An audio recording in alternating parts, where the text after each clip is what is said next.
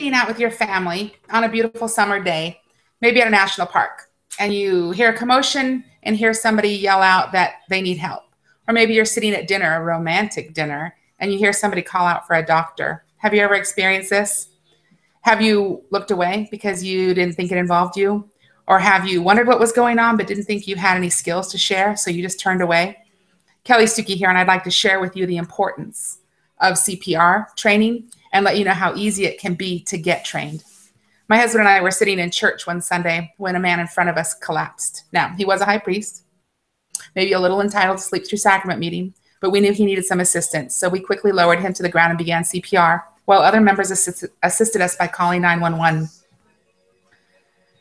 We didn't know exactly what was wrong, but we knew that he needed help. Knowing how to perform CPR and taking action quickly can actually assist in saving a person's life. Effective CPR provided immediately after the onset of sudden cardiac arrest can double or even triple the chance of survival for that person. 32% of people, however, don't get CPR by bystanders.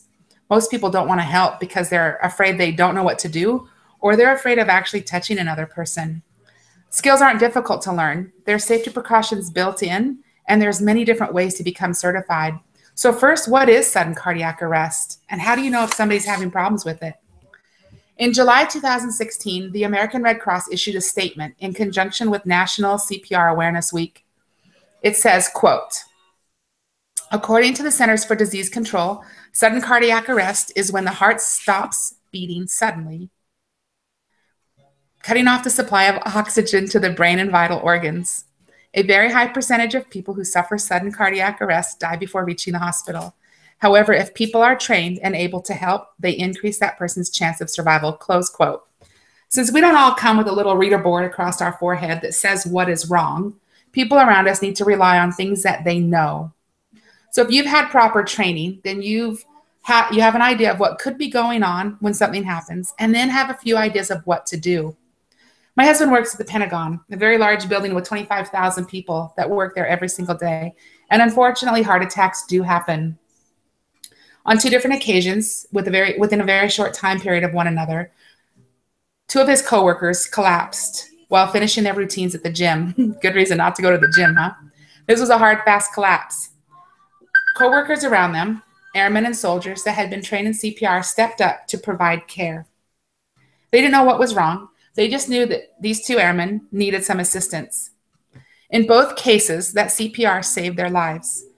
The men around them provided CPR until EMS could arrive and take over, and then transfer them to hospitals. Both men were in months and months of cardiac care because their symptoms and their condition was so bad, but their lives were saved because of prompt CPR. The Red Cross recommends that at least one person in every household and place of business be trained in CPR. The training can give you the knowledge that you need and the confidence to prepare you to step up in an emergency situation.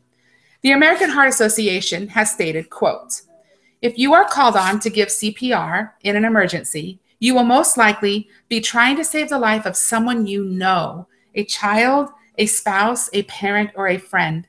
70% of out-of-hospital cardiac arrests happen in the home. Unfortunately, only about 45% of those people who experience an out-of-hospital cardiac arrest get immediate help from somebody that is with them. Knowing CPR could actually help you save somebody that you know, not a stranger on the street, but somebody you live with and love. So how do you get trained? Finding a training site can be simple. The American Red Cross and the American Heart Association offer online and in-person training. You can go to them or they can go to you. Girl Scouts, Boy Scouts, fire departments. There's all kinds of people that have instructor training that can share these skills with you. All you need to do is a simple internet search, maybe the Yellow Pages, and reach out to somebody. There's also other organizations, not just American Red Cross and American Heart Association. Lots of private organizations want you to have this training. Once you've taken a class, however, you want to update your training every year or so.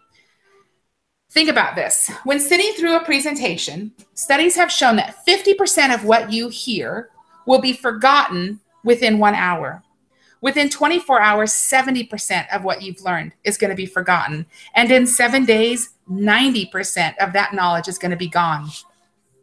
So if you take a CPR class on a Saturday, that following Saturday, there's a very slim chance that you're going to remember everything you learned, especially when you're not using those skills. And with something like CPR, I would hope that you weren't using those skills very often. So if you don't use CPR for a whole year after you've received training, the chances of you doing it perfectly are going to be very slim.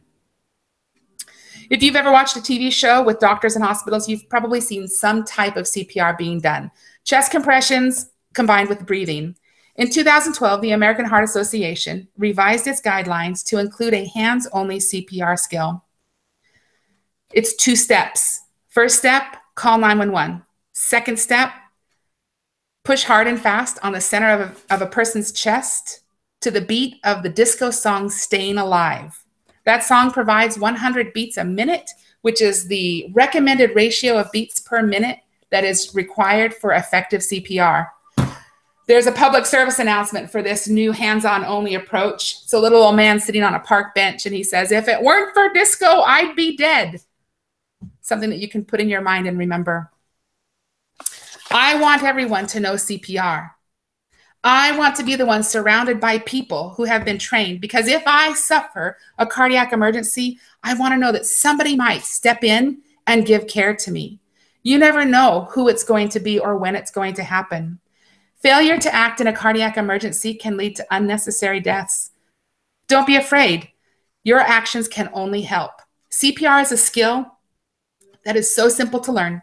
It does not take long, and there's many avenues to receive that training. So get on the internet, find a class, get trained, and keep staying alive.